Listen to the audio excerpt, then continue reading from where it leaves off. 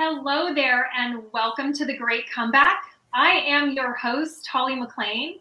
I'm a life coach and counselor, and I help people come back from big life shifts and upsets. So think big breakups, divorce, career shifts, teenage struggles. If it's a life transition, you and I can master plan your comeback. I'm coming to you live on WGSN-DB Going Solo Network, the #1 talk network out there. And today's episode looks at the desire for more, but it doesn't always show up like that. It could show up as a whisper or a thought like, this is it? I need more? Is that okay? I want something more? And we end up pushing it away. Society often tells us to be humble, be grateful for what you have, count your blessings and simmer down. That's not how we do it here. This is not what you do with your want for more. We listen to the whisper, we dig in, we sit with it, we figure out what that want is and what that more is. And when you start to tap into that and truly listen to it, that's when life gets good. That whisper is actually your true self, your deeper self giving you guidance and direction. So today we are diving in. I am joined by Ellie Hedley, holistic health coach, certified essential oil specialist, and one of my nearest and dearest friends. We've known each other for decades. You never know how life is going to unfold, friendships are going to evolve, and bigger friendships come out of things, business partnerships, entrepreneurial adventures. So we will dive in. First and foremost, I'd like to properly introduce Ellie. So my guest today, Ellie Hedley, is a certified essential oil specialist, a holistic health coach, and entrepreneur. She has been on the wellness journey for over 10 years now and has a passion for educating others on how to feel better physically and emotionally. Ellie has recently started a short-term rental business and is excited to take that to another level. Ellie is inspired to help women build their own businesses so that they can reach their goals, giving them an avenue to dream bigger and have a sense of accomplishment on their own. Ellie, welcome to The Great Comeback. I'm excited to have you here. This is awesome. What an honor to be here. Thank you so much, Holly. This is so fun. I love it. Of course. So, as you know, Ellie, on this show, we talk about people's big comebacks or pivots, as one might say, and how their life shifts and transitions led them somewhere awesome.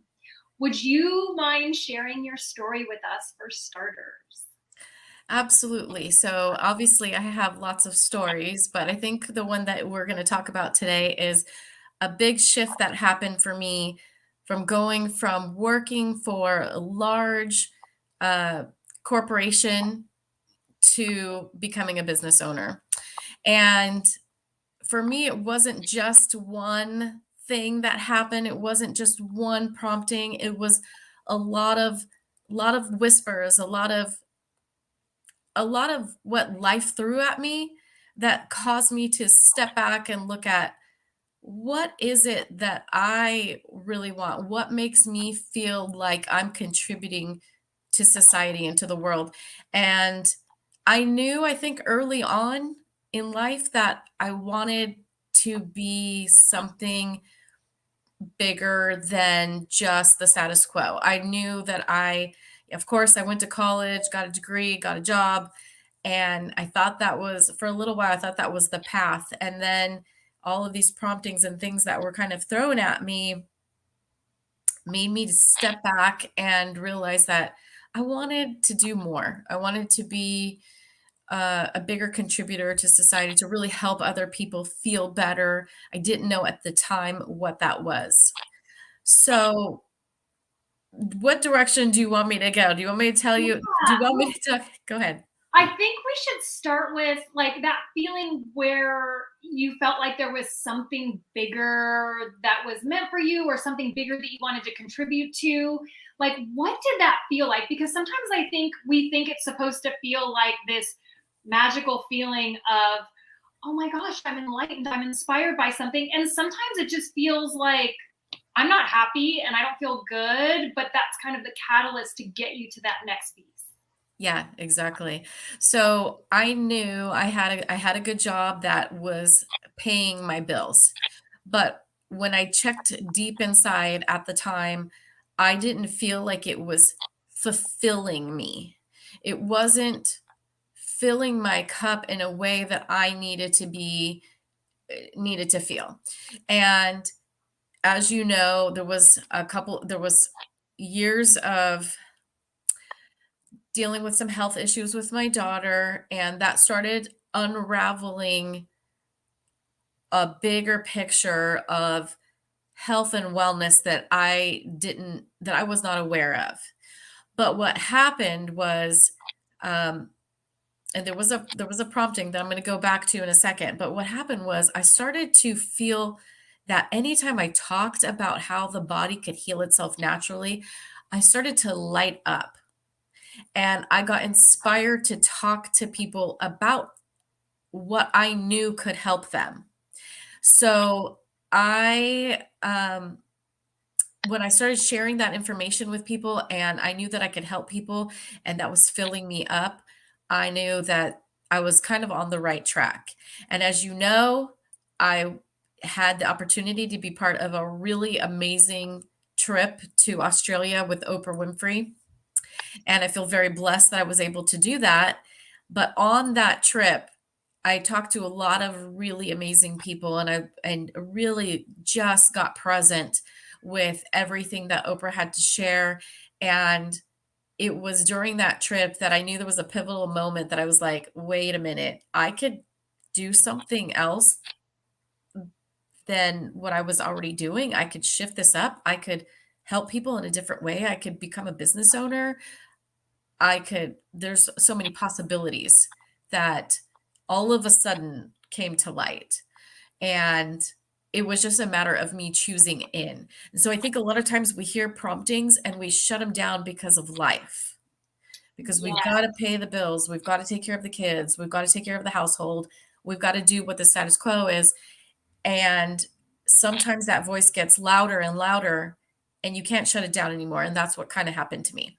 Yes. And you've got some great pieces to your story that I want to dig into, but I want for our listeners, I just want to make a quick note.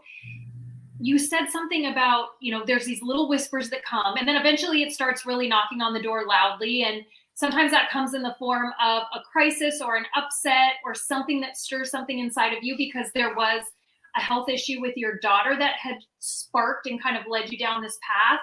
So I think it's important, and I just have this aha right now, to make a note when you hear a whisper, because hindsight's 2020. I can look back on my life and say, I heard this whisper at this point in time and this whisper. If we could keep a whisper journal, we don't have to act on it, because sometimes there's so much going on in life that we just cannot entertain those whispers or those thoughts. We're buried with other things and responsibilities and all the big stuff. But I'm thinking now it might be brilliant to have a whisper journal when something taps in, or there's something that sparks an idea, or something like you say that lit you up. And will you go back and tell me, like, when you get that lit up feeling, when you're talking about the body naturally healing itself, what does that lit up feeling feel like, so that other people can identify with that? Yeah, and by the way, I love the idea of the whisper journal. I think that is fabulous. That would really help people to be able to look back and say, what were those whispers? Because sometimes whispers may be just teaching you something, and other times it's time to act upon it. So, what it feels like for me when I help people heal, we're looking at the entire body. We're not looking at just one piece. I think the medical system is fragmented. That's a whole nother conversation. But when I get the messages back from people that, oh my gosh, I feel so much better. This changed my life. This is what I've been looking for. I was able to go to Disneyland with my family, and I didn't think I was going to be able to go because I thought I'd be stuck at home. Or I haven't been able to get out of bed in 7 days. And because of you, I'm able to get out of bed. When I get that, I'm like, feel like deep in my soul that I'm making an impact on the world and I'm helping people feel better. And if they can feel better, they can do better and they can help others. And I think it's kind of a trickle down effect. And I feel like if I keep my mouth shut and don't share the information that I know could help them, that I'm doing myself a disservice as well as them a disservice. So for me, it's not even an option at this point. I have to share what I know because otherwise I go into this downward spiral of I should have shared that information that could have helped that person, that could have saved them, that could have made a difference in their life. And I just can't go down that road. So for me, having those promptings and helping people feel better is it feeds me. It feeds my soul. Yeah, and you know what I love too is that oftentimes when we find something that lights us up, which is a precursor to maybe making a big shift or making a change, like when you had learned initially about the body healing itself and that holistic approach to health, we don't even realize that down the line, that thing that lights us up can save someone, can Yeah. support someone, can light someone else up in a different way and give them permission to either work with their body in a different way or light them up to launch their own business and support others along the journey as well. So there's just so much goodness that comes out of that. So if you're thinking about your desire for more, which oftentimes, like I said, society says that's sort of a selfish move, like be grateful for what you have. Your desire for more is actually bringing more to others. It's a spider web effect in terms of how it affects people. And especially when it comes to health and wellness, I want to dive into exactly the work that you do and how you do it, because part of what we're doing on this show as well, as we're crafting our comebacks, we're recreating ourselves. We're getting into a new realm of life and who we are. And I always say it's really important to expand our knowledge and our exposure to different things because we're in a different space as we're evolving. So we want to know and learn about these things. And the body and the mind and your soul are all interconnected. So I think this is an important thing to share. Yes, absolutely. So the cool thing is that through me wanting to help other people feel better physically and emotionally, I've also had the benefit of learning how to be a business owner and how to run a business, a thriving six-figure business, and then how to teach other women or men to do the same. And so it has trickled down into so many different avenues. And I love sharing the information, as I said, about health and wellness, but also about business. And so I've learned so much over the past 10 years, and I feel like I've grown as a person. Um, not just in my knowledge of health and wellness, holistic health and wellness specifically, but also as, being an entrepreneur and, running now two businesses and maybe a third one on the way. And it's so exciting and just unraveling possibilities and knowing that if there's something that you really want, you could go out there and get it and not listening to the limiting beliefs of the people around you saying, well, you can't make money doing that, or that's not really a real business, or how are you going to do that? Or, there's a lot of naysayers out there, and you have to go with what's in your gut and what you believe. Obviously, do the research, look into everything, but you got to go with your gut and to stop listening to people who are stuck. That's the one thing that I can say is whether it's health and wellness or business or anything in life, the last thing you want to do is listen to somebody who's stuck in a place that you don't want to be. Right. And they're the ones Absolutely. that tend to be the ones that are going to be the naysayers. So you got to surround yourself with people who inspire you. That's, we all know this, like spend the most time with 5 people that inspire you because you're going to become the average of those 5 people. And so it's really important to get around really positive people who are in doing what you want to do. Absolutely. And you and I do that for each other. We've been friends, like I mentioned in the beginning. We've known each other for decades. And more recently, we've come together and we do inspire one another with our individual businesses, collectively with entrepreneurship ventures and all the things, story for another time. But it is really important that, not that you abandon people that are stuck or working through different things at the moment, but, we rise others, we help others, elevate, like you do in supporting women to craft their business plans and put their businesses together. And then, we have to stick together with those people that are inspiring us. So we need those people to enliven us. We have to take a break. Okay. So we're going to take a break for a moment here. Don't go anywhere. Stay put. We will be back shortly, and then we'll return with more from Ellie.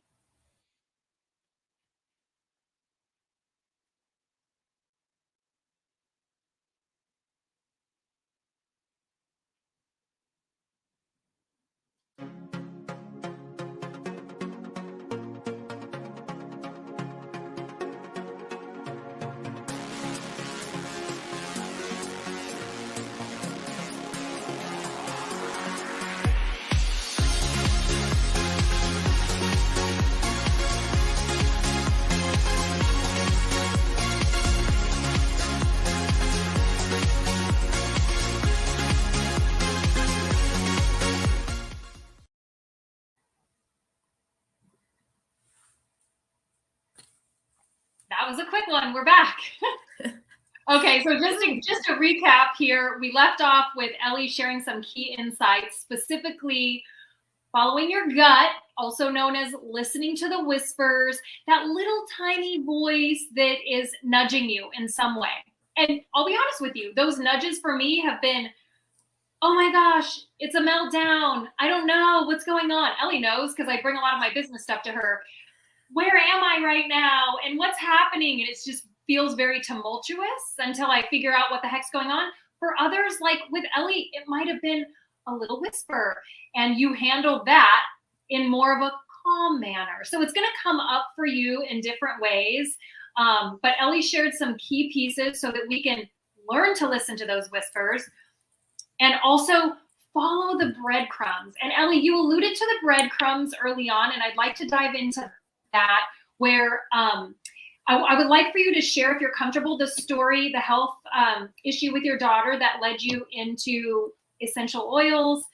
And then I think the Oprah piece comes next. That's fascinating. These are all little breadcrumbs that led Ellie to where she is now on her comeback. Yeah. So from the time my daughter was about 6 months old, she was chronically sick.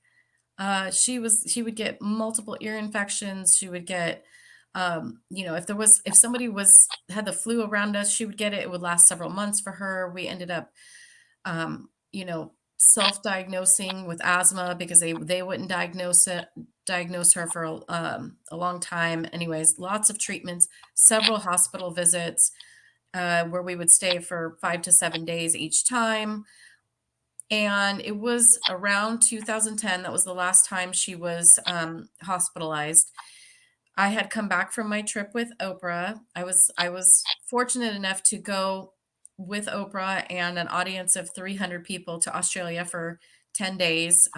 Was an amazing experience, red carpet all the way. And it was something that at the time I felt like, why am I deserving of this trip? I don't feel like I deserve this trip. Like, I'm nothing special. I don't, have massive issues or anything like that. And I met a few people and I would say that to them and they said, wait, you're a mom, you've got, a child that's sick at home, you do XYZ, you absolutely deserve to be here.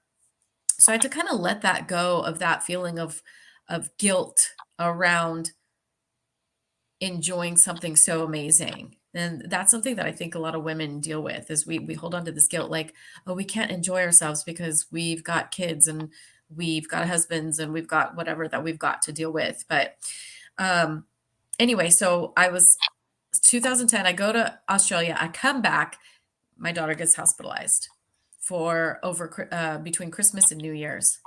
And it was at that time that I started looking into how you could heal the body naturally, through nutrition, through supplementation, through, other natural remedies. I knew about essential oils at the time, but I didn't know that there was various grades of essential oils and learned that, over time. But so I brought I think 5 days into the hospital stay, I told them, I said, I'm bringing my daughter home. I can do everything you're doing for her here, and I could give her nutritious food. And we changed a couple of things. We got her on organic fruits and vegetables instead of uh, you know produce that was coming from South America that was taking 2 weeks to get here, that ripens on the truck and gets sprayed heavily with pesticides. So we did a few things, and then she got better real quick. And I was like, light bulbs started going off. Wait a minute, this was incredible that she was able to get better this fast. So that was when I immediately enrolled in school to be a holistic health coach. And I loved the information so much that I dove in, and it was supposed to be a 2-year program, and I was able to get through all the material in 2 months while I was working full time. And it was just so fascinating to me that nobody talked about all these things. And I knew right then and there that I'm like, if I'm so excited about this, that there's got to be more here. This is my path. And at the time, I thought I wanted to open a health food store or a supplement store of some type, and that is a brick and mortar sort of situation. I am super blessed that my company came into my life because it allowed me to build that business on the side while I continued to work for the corporation that I was working for. And I'm a network marketing professional. Sometimes that's a derogatory word for some people, but in my experience, when you have product that changes people's lives and you see it over and over and over again, day after day, and I can start a business without putting hundreds of thousands of dollars into it, or even thousands of dollars into it. I can start a business for really $35. I felt very blessed and fortunate that I was able to do that.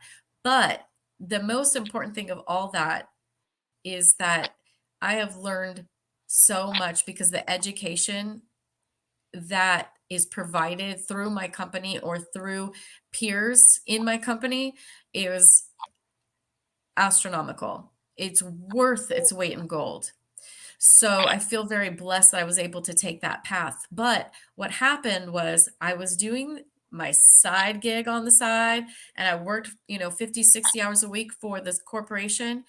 What happened was that I noticed that I didn't feel like I was working when I was going to teach classes in the evening and helping people feel better. It never felt like work. Even to this day, 10 years later, it doesn't feel like work to me.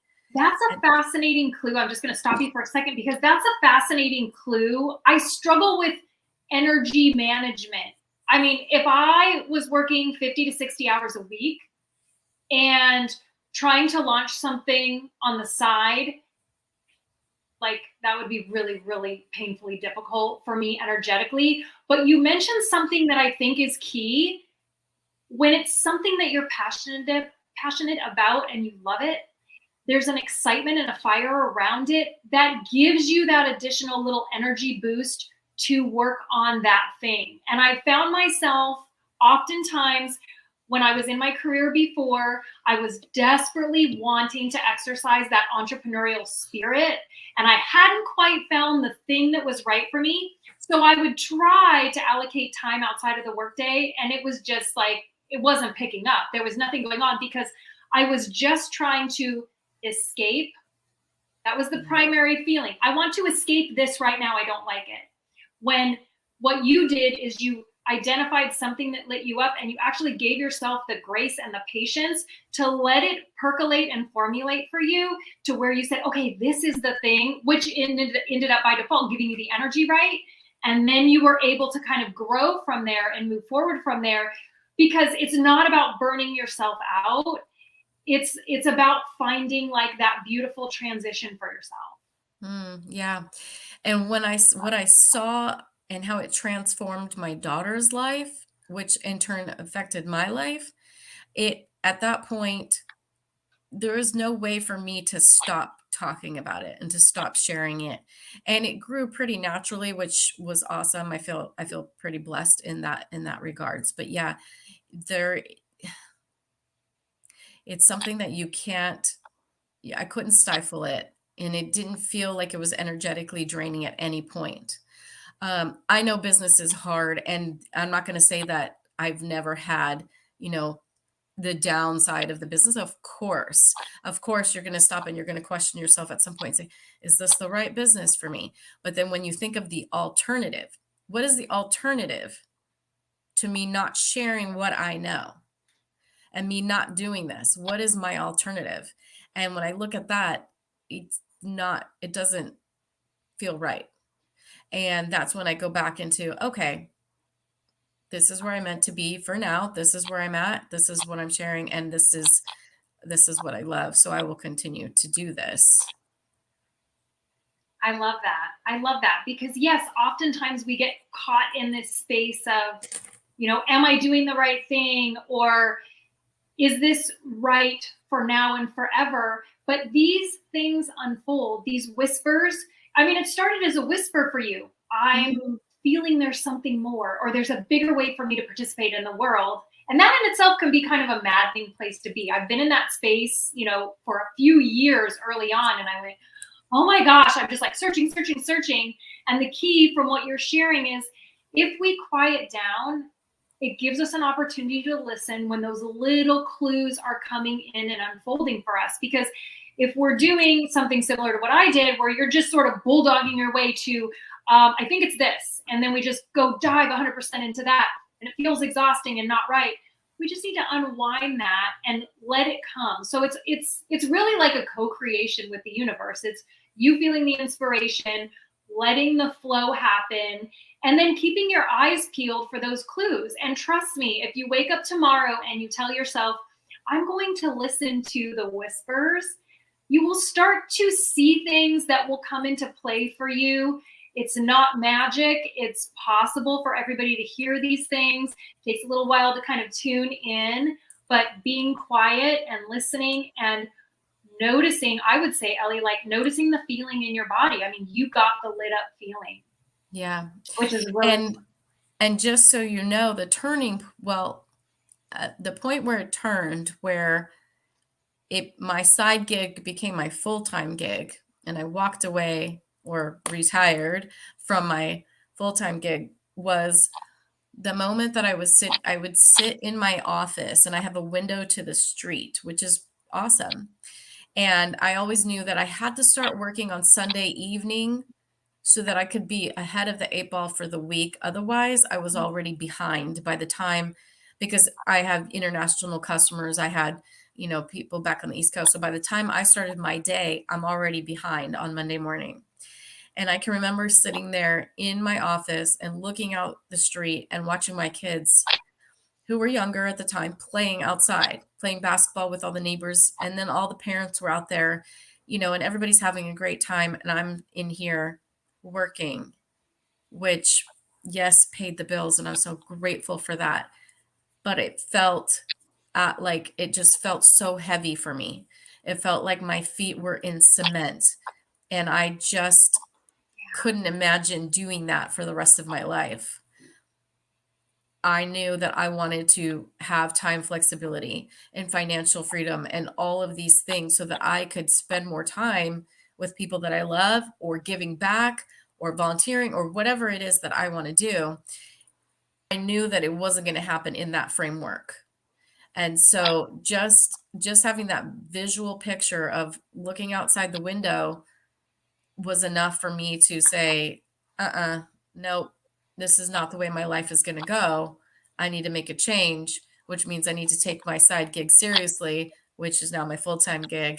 And that's a whole nother conversation. But that was really like a big pivotal moment for me, to feel that pain of looking out and seeing my kids grow up without me being able to be out there with them.